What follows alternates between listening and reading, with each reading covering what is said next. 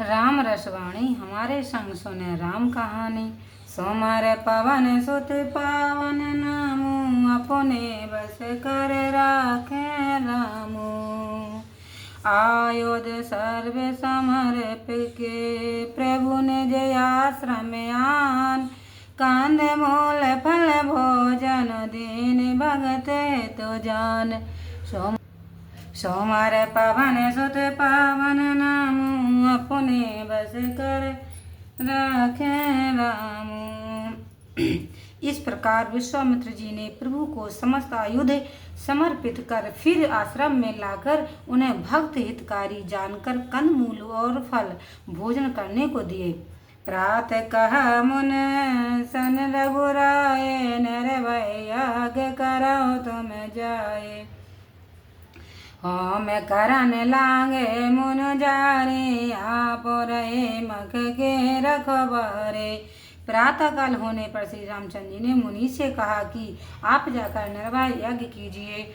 फिर तो सब मुनि यज्ञ करने लगे और स्वयं प्रभु यज्ञ की रक्षा में नियुक्त हो गए।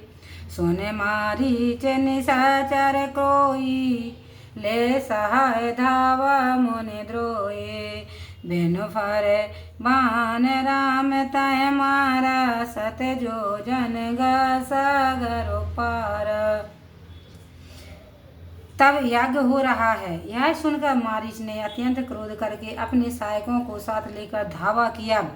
रामचंद्र जी ने बिना फर के बाण से मारकर उसे समुद्र के पार 100 योजन की दूरी पर पहुंचा दिया।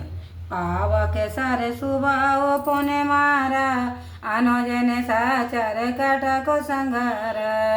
मारे असुर ध्वजन रे भयकारी, आस्तुत कर देव मन झारे। फिर सुबाहु आया तो श्री रामचंद्र जी ने अग्नि बाण चलाकर मारा। तब तक लक्ष्मण ने समस्त राक्षसी सेना का संहार कर दिया। ब्राह्मणों को निर्भय करने वाले प्रभु ने सब राक्षसों को मार डाला।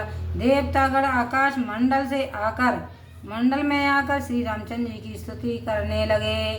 ताहे पौने कछो के देव से रघुराया, रहे कीन बेप्राय परोदाया। भगत हित बहु कथा पुराना, कहे विप्र जदप प्रभु जाना। फिर श्री रामचंद्र जी ने कुछ समय तक ब्राह्मणों पर दया भाव रखते हुए वहां वास किया। ब्राह्मण भक्ति युक्त पौराणिक कथाएं कहते, यद्यपि भगवान सब कुछ जानते थे। तब मन सादर का वो जाए, चरते के प्रभु देखा जाए। धनुष जग सुन रग कुल नाथा, हरस चले मुनिवर के साथ। तब मुनि ने प्रेम पूर्वक समझाकर कहा, हे प्रभु, अब आगे चलकर एक चरित्र तो देखिए। धनुष यज्ञ की बात सुनकर रघुकुल के स्वामी श्री रामचंद्र जी प्रसन्न हो विश्वामित्र जी के साथ चले। आश्रम एक दिख मनो माए, खग मृग जीव जंतु तय नाए। पूछा मुनय सिला प्रभु देखी, सकल कथा मुन कहा विशेषी। मार्ग में एक आश्रम दिखाई पड़ा, जहाँ खग मृग पशु पक्षी कोई नहीं था, केवल एक पत्थर की शिला दिखाई पड़ी। तब उसको देखकर श्री रामचंद्र जी ने जो पूछा तो मुनि ने उसकी सारी कथा कह सुनाई। सोमर पवन सुत पावन नामू, अपने बस कर रखे रामू। गौतम नार श्राप बस, उपाल दे धरो धीर। चरण कमल रज चाहत, कृपा करऊं रघुवीर। सोमर पवन सुत पावन नामू, अपने बस कर राखे रामू। यह गौतम की स्त्री है जो श्राप के बस शिला रूप हो गई है। यह धैर्य धारण किए आपके चरणों की धूलि को चाहती है। सोहे रघुकुल के वीर श्री रामचंद्र जी, इस पर कृपा करो। श्री राम पर सत पद पावन, शोक न सावन प्रगट भई तप। पुंज सही, देखत रघुनायक जन सुखदायक, सन्मुख होए कर जोर रही, अत प्रेम अधीरा पुलक शरीरा, मुख नहीं आव बचन कही, अत सह बड़ो भागी चरणन लागी, जोगल नयन जलधार बही। तब उस पवित्र और शुभ नाशक चरणों का स्पर्श होते ही तप की राशि अहिल्या प्रकट हो गई और श्री रामचंद्र जी को देख हाथ जोड़कर खड़ी विनती करने लगी। उसका शरीर पुलकायम हो गया, मुख से कोई शब्द नहीं निकलना कठिन हो गया। तब अपने को भाग्यशालिनी जानकर अहिल्या भगवान के चरणों पर गिर पड़ी और दोनों नेत्रों से जल की धारा बहने लगी। धीरज मन कीना, प्रभु कहो चीना, रघुपति कृपा भगति पाई, अत निर्मल बानी आस्तुत ठानी, ज्ञान जग जय रघुराई। मैं नार अपावन, प्रभु जग पावन, रावण भोजन सुख दाई, राजीव बेलोचन, भव भय मोचन, पाय पाय शरण आई। किंतु मन में धैर्य धारण कर उसने प्रभु को पहचान लिया और उसे श्री रामचंद्र जी की कृपा से भक्ति प्राप्त हो गई। फिर वह अत्यंत निर्बल वाणी से यह स्तुति करने लगी कि हे रामचंद्र जी, आप ज्ञान से जाने जाते हैं, आपकी जय हो। मैं स्त्री हूँ, पवित्र हूँ, किंतु आप प्रभु तो संसार को पवित्र करने वाले, भक्तों के सुख दाता और रावण के शत्रु हैं। हे राजीव लोचन, आप संसार के भवजाल रूपी दुखों को नाश करने वाले हैं। हे प्रभु, मैं आपकी शरण आई हूँ, त्राहि माम। मोन श्राप जो दीना, अत भय के न परम अनुग्रह मैं माना, देखो बर लोचन हर भव मोचन, यहाँ लाभ शंकर जाना। बेनती प्रभु मोरी मैं मत भोरी, नाथ न मांगो बर आना, पद कमल पराग रस अनुराग, मम मन मदोप कर पाना। हे प्रभु, मुनि जी ने तो श्राप दिया, वह बड़ा अच्छा किया, मैं उनका बड़ा उपकार मानती हूँ। शंकर जी जानते हैं कि उससे मेरा बड़ा लाभ हुआ, जो आज आपने अपने नेत्रों से भरपूर आप भव भय मोचन प्रभु का दर्शन किया। सो हे प्रभु, मेरी एक विनती है कि मैं बहुत भुलक्कड़ स्वभाव की हूँ, अतः हे नाथ, दूसरा कोई वर न मांगकर केवल यही वर मांगती हूँ कि प्रभु के चरण कमलों में पराग धूलि रस में मेरा मन भौरे के समान लगा रहे। जय पद सुर सरता, परम पुनीता, प्रगट भय से शीश धरी, सोए पद पंकज जय पूजत यति मम सिर, धरेऊ कृपा हरि। यह बात सिधारी गौतम नारी, बार बार हर चरणन परी, जो अत मन भावा सो बर पावा, गे पतलोक आनंद भरी। जिन चरणों से परम पवित्र श्री गंगा जी प्रकट हुए हैं कि जिसे शिव जी अपने सिर पर धारण किए रहते हैं, और जिस चरण कमल को ब्रह्मा जी पूजते हैं, उसी को कृपालु भगवान ने मेरे सिर पर रखा है। इस भांति बारंबार भगवान के चरणों पर सिर रखकर गौतम ऋषि की पत्नी अहिल्या ने जो उसके मन को अत्यंत अच्छा लगा वही वर पाया, और आनंद से पूर्ण होकर वह अपने पति के लोक को चली गई। सुमर पवन सुत पवन नाम, अपने बस कर रखे राम।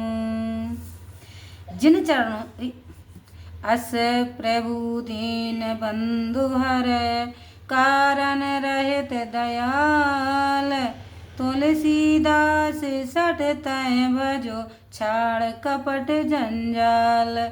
सुमर पवन सुत पावन नाम, अपने बस कर रखे राम। तुलसीदास जी कहते हैं कि हे मूर्ख, जो प्रभु ऐसे दीन बंधु और बिना कारण ही दीन दयाल, दीनों पर दया करने वाले हैं, तू छल कपट छोड़कर उसका भजन कर। मास पारायण सातवां विश्राम। ओम श्री सीताराम चंद्राध्याय नमः। ओम उमापति महादेवाय नमः। ओम गणदेवाय नमः। काभूषणे नमः। ओम तुलसीदासाय नमः। ओम नमः शिवाय। मास पारायण सातवां विश्राम। चले राम लक्ष्मण मुनि संग, गए जहाँ जग पावन गंगा। गाद सोन सब कथा सुनाए, जय प्रकार सुर सरमय आए। अब श्री रामचंद्र जी और लक्ष्मण जी मुनि के साथ वहाँ गए जहाँ संसार को पवित्र करने वाली श्री गंगा जी बह रही थी। तब श्री रामचंद्र जी के पूछने पर विश्वामित्र जी ने पृथ्वी पर गंगा अवतरण की सब कथा कह सुनाई। अतसेपक गंगा जी की उपस्थिति। अनुज सहित प्रभु कीन प्रणामा, बहु प्रकार सुख पावो रामा। भगवान ने भाई लक्ष्मण सहित श्री गंगा जी को प्रणाम कर बहुत प्रकार से सुख पाया।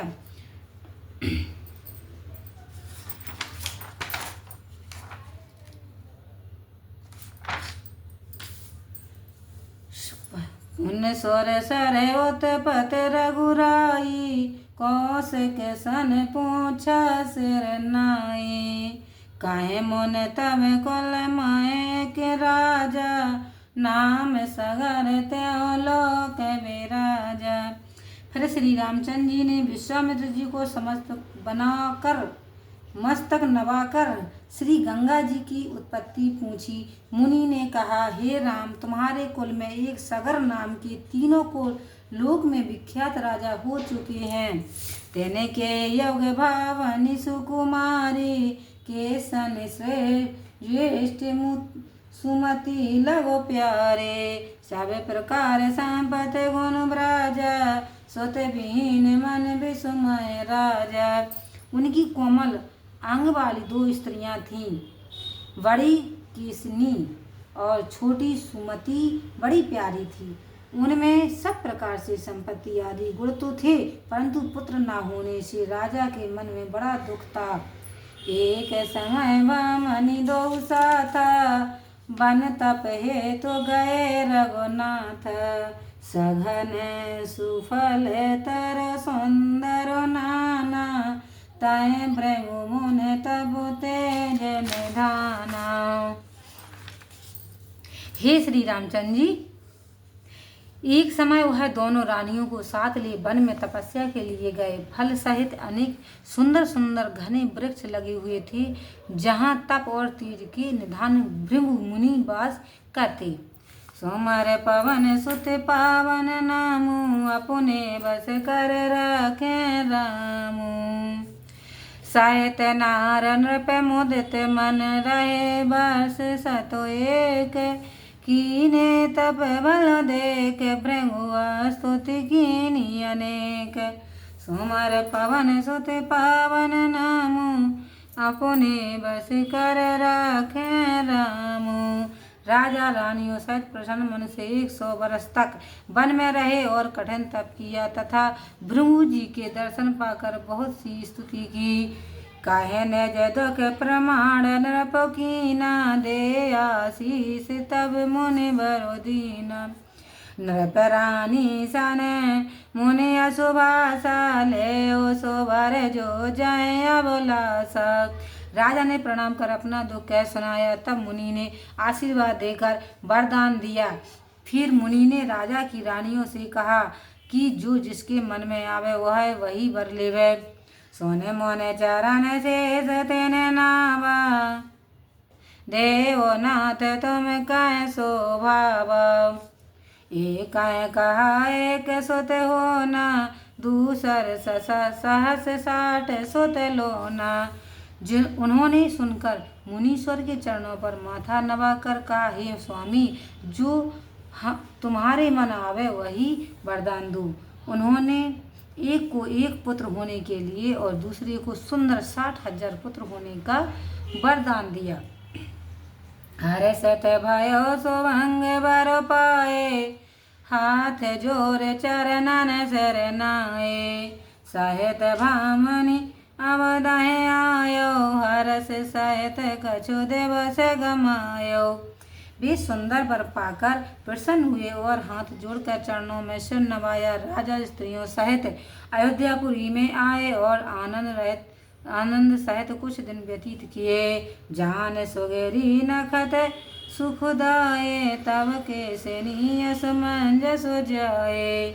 सुमत प्रसव तुम भर एक सोई, भय सुत प्रगट कह मुन जोई।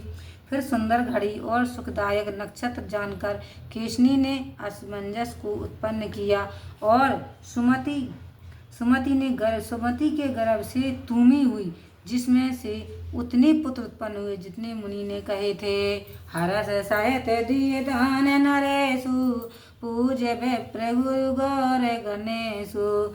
घृत घट सुंदर तुरत मंगाए, ते सब सुत नृप तेन मायनाए। राजा ने ब्राह्मण गुरु पार्वती और गणेश जी की पूजा कर आनंद सहित दान दिए। राजा ने शीघ्र सुंदर घी के घड़े मंगाए और उनमें सब पुत्रों को पधरवाया। सोमवार पवन सुत पावन नामु, अपने बस कर राखे रामु।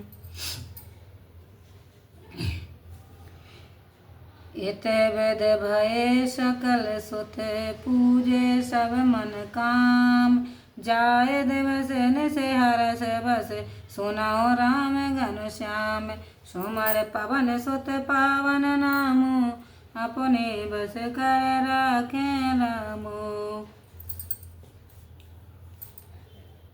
इस भांति सब पुत्र उत्पन्न हुए और सब मनोकामना पूरी हुई। हे घनश्याम, श्री रामचंद्र जी सुनो। फिर तो रात दिन आनंद के साथ बीतने लगे। पर जाने रानी नरेशु, अतिशानंद तन मिटा कलेशु। बाल खेल कर भयो कुमारा, लीला करे अगम संसारा। कुटुंबी नगर के लोग, रानी और राजा सब आनंद के बस अंग में फूले ना समाते थे और दुख मिट गए। बाल लीला कर कुमार बड़े हुए और इस अगम संसार में चृत करने लगे। होए सुकाज सकल मनु चीते, यही सुख बसत बहुत दिन बीते। सरे जो नदी अधम जो आई, बेमल सलल तर दस बाई। सब मन माने सुंदर काम करने लगे और इसी सुख में रहते रहते बहुत दिन बीत गए। सरजू नदी अयोध्यापुरी में उसके उत्तर दिशा की ओर बहती है और उसमें निर्मल जल भरा है। प्रजा लोग के बालक नाना, नृत्य उठता कराए सो नाना। असुमंजस ताए तरणी आनी, ते नए बढ़ाए बोर गए पानी। वहाँ प्रजा लोगों के बहुत से बालक नित्य उठकर स्नान करते थे। वहाँ असमंजस नौका ले आया और उन बालकों का हाथ पकड़कर उस पर चढ़ा पानी में डुबो दिया। अच्छा, भाई प्रजा सब परम दुखारे, बालक बदलक सुनाओ करारे।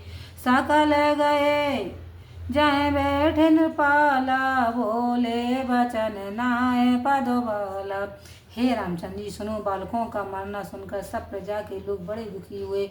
वे सब वहाँ गए जहाँ राजा बैठा था और उनके चरणों को मस्तक नवाकर यह वचन बोले। तजा विदेश बर सुनाओ नरेशु, बिना तजे नहीं मिटाए कलेशु। तुम नृपचाओ प्रजा प्रतिपाला, सोत तुम्हारे सब करो काला।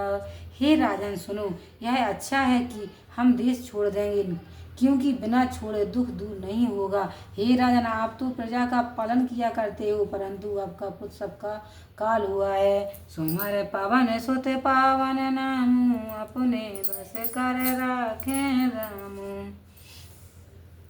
तावे स्वत कीने पाप बहो, मारे बालक वृंद। तुम कहे प्राण समान, सुत सकल प्रजन कहूँ मंद। सोमवार पावन सुत पावन नामू, अपने बस कर राखे रामू। तुम्हारे पुत्र ने बड़ा पाप किया, जो बालकों को समूह मार डाला। तुमको वह पुत्र प्राण के समान है, परंतु सब प्रजा को बुरा लगता है। लखन सिया राम चंद्र शंकर हरि ओम, जय जय सिया राम। संकट मोचन कृपा निधान, जय जय सीताराम। सिया वर रामचंद्र की जय।